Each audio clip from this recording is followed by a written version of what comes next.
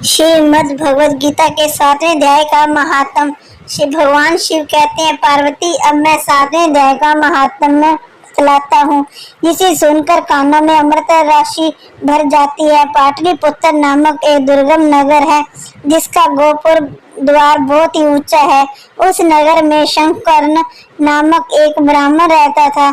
उसने वेश्यावृत्ति का आश्रय लेकर बहुत धन कमाया, किंतु ना तो कभी पितरों को तर्पण किया और ना देवताओं का पूजन ही। वे धनोपार्जन में तत्पर होकर राजाओं को ही भोज दिया करता था।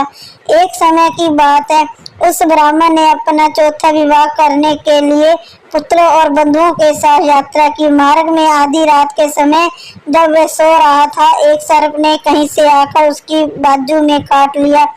उसके काटते ही ऐसी अवस्था हो गई कि मणि मंत्र और औषधि आदि से भी उसके शरीर की रक्षा असाध्य जान पड़ी। तत्पश्चात कुछ ही क्षणों में उसके प्राण पखेरु उड़ गए।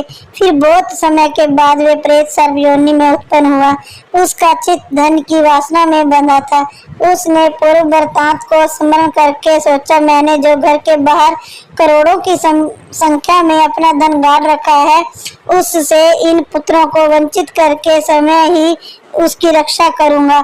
एक दिन सांप की योनि से पीड़ित होकर पिता ने स्वप्न में अपने पुत्रों के समक्ष आकर अपना मनोभाव बताया। तब उसके निर्कोष पुत्रों ने सवेरे उठकर बड़े विस्मय के साथ एक दूसरे से स्वप्न की बातें कही। उनमें से मझला पुत्र कुदाल हाथ में लिए घर से निकला और जहां उसके पिता सूर्य सर्प योनि में धारण करके रहते थे, वे स्थान पर गया। यद्यपि उसे धन के स्थान का ठीक पता नहीं था, तो भी उसने चिन्हों से उसका ठीक निश्चय कर लिया और लोभ बुद्धि से वहां पहुंचकर बावी को खोदना प्रारंभ किया। तब उस बावी से बड़ा भयानक सांप प्रकट हुआ और बोला, ओ मूढ़, तू कौन है? किसके लिए आया है? क्यों बिल खोद रहा है? अथवा किसने तुझे भेजा है? ये सारी बातें मेरे सामने बता। पुत्र बोला, मैं आपका पुत्र हूँ, मेरा नाम शिव है। मैं रात्रि में देखे हुए स्वप्न से विस्मित होकर यहाँ कास्वन लेने के कौतूहल से आया हूँ। पुत्र की ये वाणी सुनकर वे सांप हंसता हुआ उत्सव से इस प्रकार स्पष्ट वचन बोला, यदि तू मेरा पुत्र है तो मुझे शीघ्र बंधन से मुक्त कर। मैं पूरे जन्म के गाड़े हुए धन के लिए ही सर्प योनि में उत्पन्न हुआ हूँ। पुत्र ने पूछा, पिताजी, आपकी मुक्ति कैसे होगी? इसका उपाय मुझे बताइए, क्योंकि मैं इस रात में सब लोगों को छोड़कर आपके पास आया हूँ। पिता ने कहा, बेटा, गीता के अमृतमय सप्तम अध्याय को छोड़कर मुझे मुक्ति करने में तीर्थ, दान, तप और यज्ञ भी सर्वदा समर्थ नहीं है। केवल गीता का 7वां अध्याय ही प्राणियों के जन्म, मृत्यु आदि दुख को दूर करने वाला है। पुत्र, मेरे श्राद्ध के दिन सप्तम अध्याय का पाठ करने वाले ब्राह्मण को श्रद्धा पूर्वक भोजन कराओ।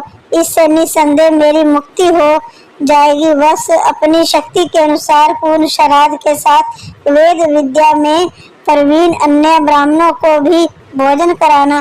सर्प योनि में पड़े हुए पिता के ये वचन सुनकर सभी पुत्रों ने उसकी आज्ञा के अनुसार तथा उससे भी अधिक किया। तब शंकुकर्ण ने अपने सर्प शरीर को त्याग कर दिव्य देह धारण किया और सारा धन पुत्रों के अधीन कर दिया। पुत्रों ने करोड़ों की संख्या में जो धन बांट कर दिया था, उससे वे सदाचारी पुत्र बहुत प्रसन्न हुए।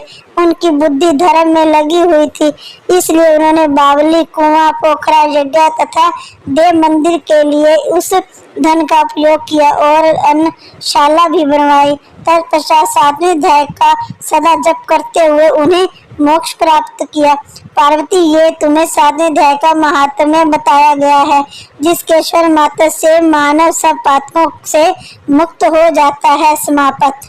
परमात्मा के साथ योग लगाएं अगर आपने इसे पसंद किया। अगर ये अनमोल ज्ञान जो परमात्मा के द्वारा दिया गया अच्छा लगा, तो ऐसे और वीडियो को सुनने के लिए हमारे चैनल को सब्सक्राइब करें। आपने क्या सीखा? कमेंट बॉक्स में अपनी राय दें। जय कृष्ण, जय राधे।